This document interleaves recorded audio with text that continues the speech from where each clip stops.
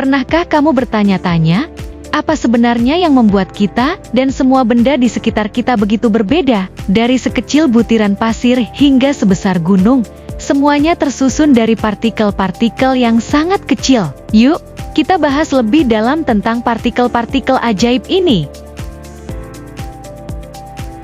Pengertian atom, ion dan molekul. Teori atom pertama kali dikemukakan oleh John Dalton. Atom adalah bagian terkecil dari suatu unsur yang masih mempunyai sifat unsur tersebut. Atom terdiri atas beberapa partikel meliputi neutron, proton, dan elektron. Proton bermuatan positif, neutron tidak bermuatan, elektron bermuatan negatif.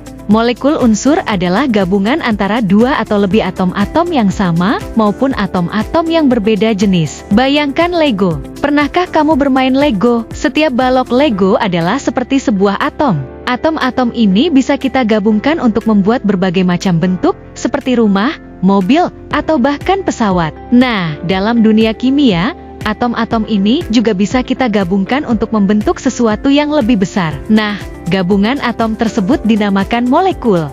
Jenis molekul. 1. Molekul unsur adalah gabungan antara dua atau lebih atom sejenis, misal hidrogen, H2, digambarkan dengan simbol sama H2. 2. Molekul senyawa adalah gabungan beberapa atom yang berbeda jenis, misal di hidrogen monoksida, H2O, 2 atom hidrogen tambah 1 atom oksigen sama dengan 1 molekul air.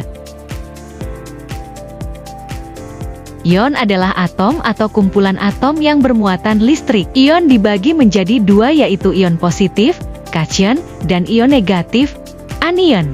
A. Nomor atom adalah jumlah proton dalam suatu atom yang diberikan lambang Sc. Nomor atom ini merupakan ciri khas suatu unsur. Oleh karena atom bersifat netral, maka jumlah proton sama dengan jumlah elektronnya. Nomor atom O sama dengan jumlah proton, Pi sama dengan jumlah elektron, Ma. Nomor massa. Nomor massa adalah jumlah dari massa proton dan neutron yang besarnya hampir sama dengan massa atom. Nomor massa A sama dengan jumlah proton, P tambah jumlah neutron, N jumlah neutron, N sama dengan nomor massa, A, nomor atom, Z. Penulisan lambang unsur.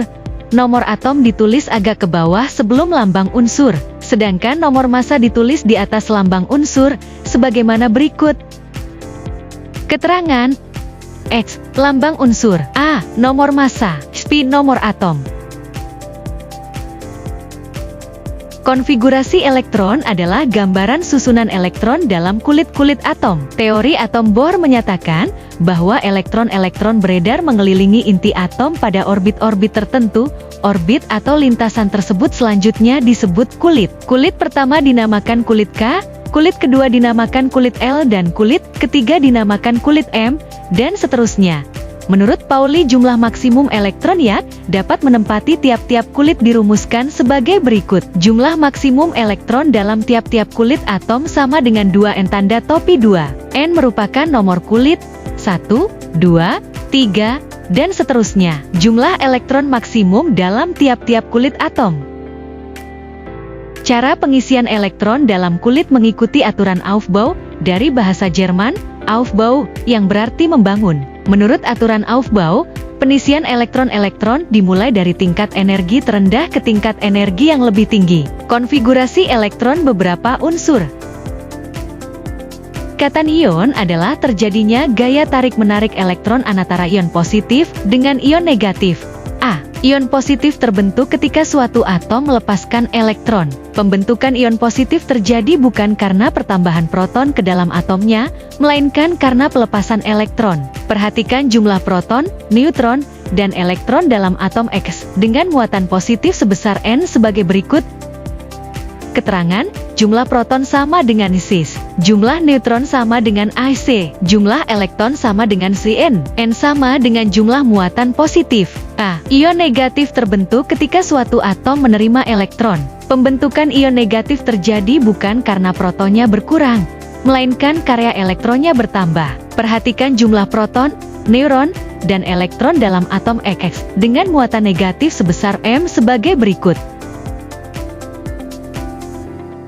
Sifat fisika zat memiliki ciri khas yang dimiliki suatu zat, tetapi tidak berhubungan dengan pembentukan zat baru. Sifat fisika, wujud zat dapat berupa padat, cair dan gas. Zat akan mengalami perubahan wujud karena pengaruh suhu lingkungan. Contoh air dapat berubah wujud menjadi padat, cair dan gas. Kelarutan adalah kemampuan suatu zat untuk melarut dalam suatu pelarut. Contoh gula dapat larut dalam air. Kekerasan adalah ukuran untuk menentukan keras atau lunakannya suatu zat. Kekerasan diukur dengan skala Mohs. Titik didih yaitu suhu tertinggi suatu zat mulai berubah wujud dari cair menjadi gas. Contoh titik didih air 100 Celcius. Kemagnetan adalah kemampuan suatu logam untuk dipengaruhi medan magnet. Sifat kimia adalah sifat yang memiliki karakteristik pada suatu zat yang berhubungan dengan zat tersebut dan zat lain, sehingga terbentuk zat baru. Sifat kimia zat sebagai berikut.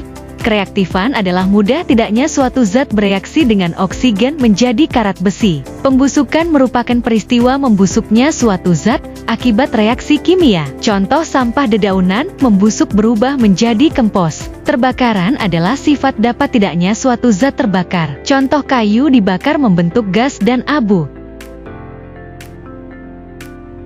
Berikut beberapa pemanfaatan bahan dalam kehidupan sehari-hari. Pengaruh bahan terhadap kesehatan. Selain manfaat bahan dapat membantu meningkatkan kehidupan manusia, terdapat juga beberapa pengaruh terhadap kesehatan. Pengaruh bahan kimia terhadap kesehatan bergantung pada konsentrasi dan lamanya paparan terjadi. Efek bahan kimia yang berbahaya bagi kesehatan diantaranya menyebabkan iritasi, menyebabkan kanker, menyebabkan sulit bernapas, menyebabkan korosif, menimbulkan alergi.